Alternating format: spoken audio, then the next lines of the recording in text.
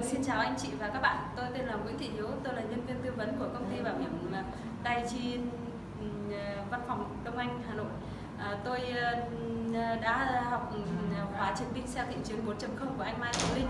Trong khóa học này tôi đã nhận ra được mình còn thiếu sót rất nhiều, và trong khóa học này tôi đã thấy mình có thể tự tin để đến gặp khách hàng hơn.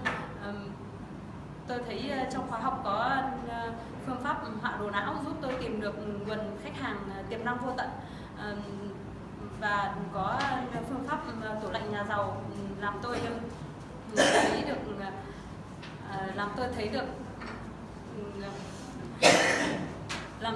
biết cách phân khúc khách hàng và tiếp cận được khách hàng tốt hơn.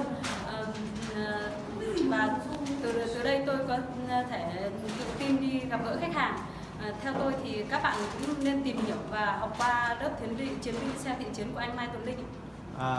Xin cảm ơn bạn rất nhiều. Và bạn thấy cái phương pháp huấn luyện của cái khóa học này cũng như là của anh Mai Tuấn Linh thì bạn thấy nó có cái gì đặc biệt khác lạ so với những cái nơi khác mà bạn đã từng biết không?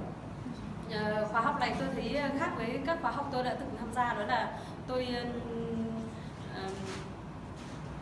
có cái phương pháp họa đồ não là tôi biết được có nguồn khách hàng vô tận. Phương pháp tủ lạnh nhà giàu làm tôi biết cách phân khúc khách hàng và tìm đến những khách hàng tốt hơn. Ok, cảm ơn bạn rất nhiều. Xin chúc bạn sẽ sớm trở thành một chiến binh SEO thiện chiến 4.0. Dạ, cảm ơn anh.